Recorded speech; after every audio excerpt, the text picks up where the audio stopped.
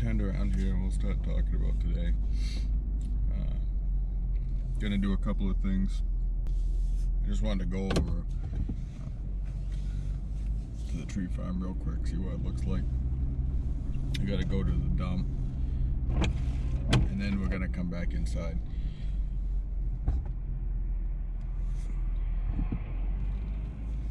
If you notice, it's May 9th, 2020.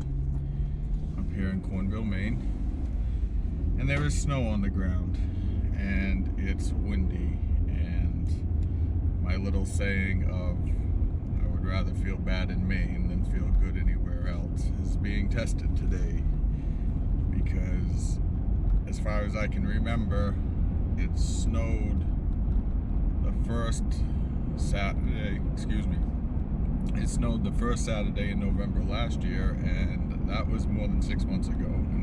So anyways, I thought we'd go to the dump. I'm just gonna run over the tree farm, see if I can get any cool pictures with snow on stuff. I don't think so, it looks like it's melted off. And then we're gonna go back to the house and work with the CNC router.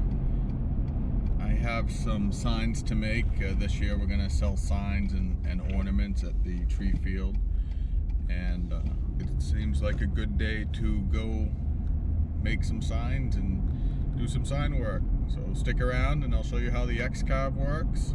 It's a lot of fun. It kind of takes two of my hobbies, woodworking and the tree farm, and puts them together.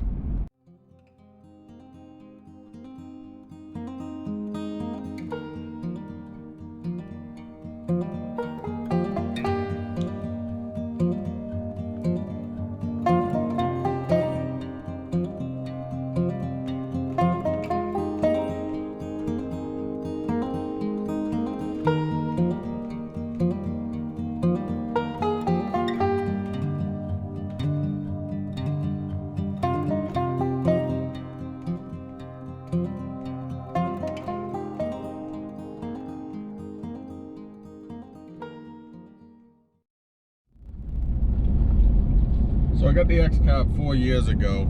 It's an open source router that you put together yourself, and you can do all kinds of different things with it. You hook it up to a computer, you send in a program, and it carves out what you want. A lot of the stuff that I've been using it for is decorative signs, primitive type decor. I've done some Christmas ornaments with it, and I've even had some functional projects where we have made wooden pieces for machinery that is made out of wood. That seems like some good inside work on a very snowy day, so stick around.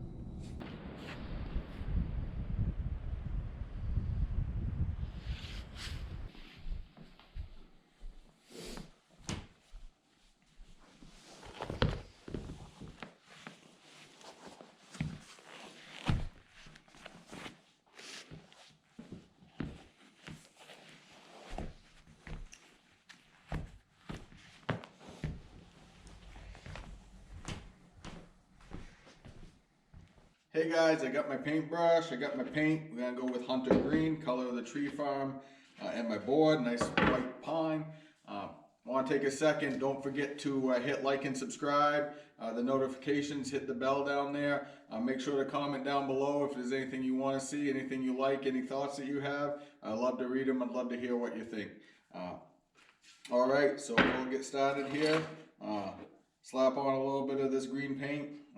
I'm not going to prime the board. I know that's probably lazy painting, but I'm going to hit a couple of coats of this, and then it'll be right outside. So, all right, I will be back when this is done.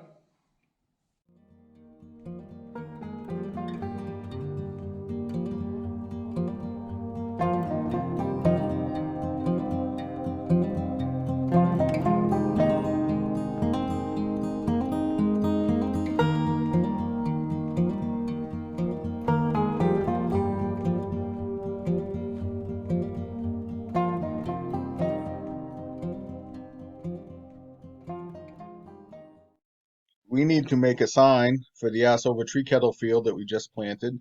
So I thought it'd be a good idea to go through that, and we'll take you through the process head to toe. It's not really a tree video, but it's part of the business, and part of Quinn's Tree Farm, so we'll go from there. So the first thing we need to do is put in the dimensions of the board we're going to use. So it's going to be 24 3/8 by 4.5, and it's 3/4 of an inch thick. It's just a piece of 1x5 pine. I got a bunch of scrap pine from the local lumber yard, and it's great for these signs. So if you look on the right over here is what the project's going to look like, and then on the left is our work area, and you can make that as big as small as you want. So usually do half and half. So the first thing we're going to do is we're going to add our script. Now we're going to go with that. So we're doing the ass over tree. I want to make that big kettle.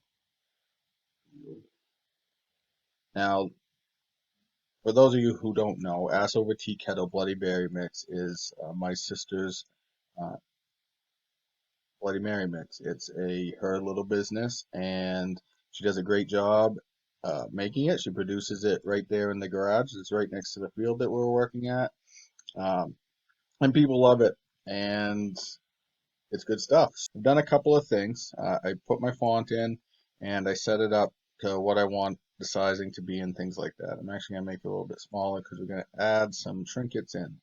I don't want it quite in. Do I not want it in the middle? No, I guess I want it in the middle. All right. We're going to put that right in the middle. And then we're going to add a couple of pictures.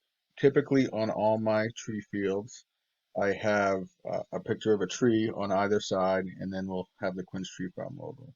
But what I want to do here is I want to put her donkey. I want to take that donkey, and I'm going to import that over to the sign that we're going to make. So I just copy over there, and then I can come back and I can paste it in.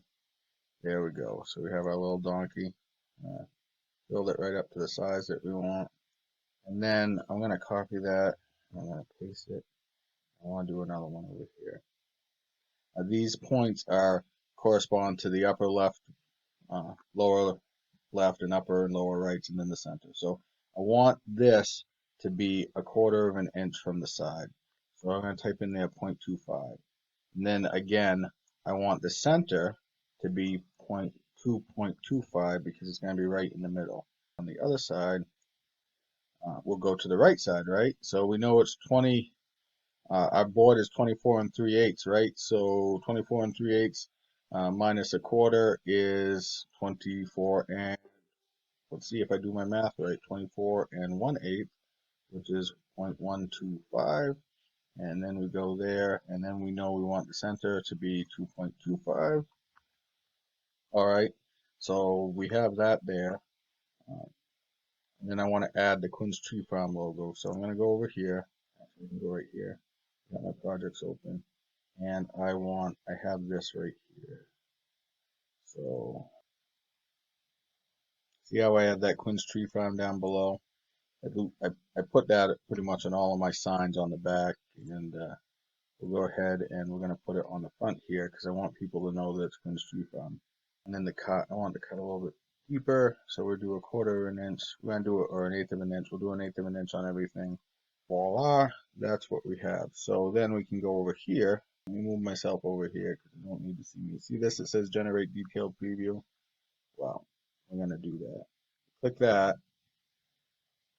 and then that's what the sign's going to look like. And we can check our spelling, so we know we have the donkeys, we have ass over tree kettle, and then Quinn's Tree Farm. And I want to check my cut settings. So I have custom cut settings. The feed rate is how fast it's going to go across the X-Carve. The plunge rate is up and down, and then the depth per pass is how deep each cut's going to go. Turn that up to 70, and then 20 is fine because it's not going to go up and down too fast. And then there. So I've used my custom cut settings. I'm going to simulate that. If you look, all the blue is where the router is going to go, and it shows every path, and then the red is how it's going to start and how it's going to finish. It's weird how it bounces back and forth, and that's one thing I don't like about easel is it doesn't stop and go from left to right. Like it's gonna, when we watch it, it's gonna come over, it's gonna do this T, come down, then it's gonna bounce up, and and this and that. We could do a 90-degree bit, and it'll be much faster. And for the sign that we're going to do, a 90-degree bit is probably going to be fine. The detail on the donkey and things like that won't quite be so deep. That's going to be the sign. We'll go down and paint it up. Hey, good morning, everybody. I got my board here. I let it dry overnight. So it's nice and green. Got the computer all set up. We'll get this board down on the X-Carve and we'll set it up. It's much nicer outside today, so maybe if things go right, we'll be able to put this into the ground and we'll mark our tree field with pride. All right, so stick around and we'll finish the sign up. Little disclaimer, I'm a very messy woodworker, so don't hold that against me. Gotta get the machine turned on. And then gonna move that out of the way.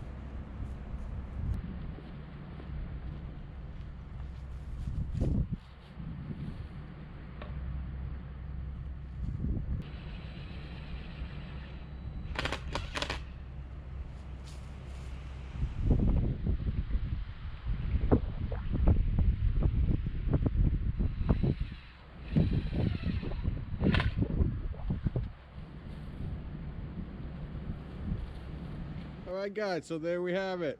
Assover tree kettle field. Just like that, it stopped snowing, the grass is green again, the buds are coming out on the trees, and we're good to go. So I could say, I'd rather feel bad in Maine than feel good anywhere else. There we go, my friends. We'll see you soon.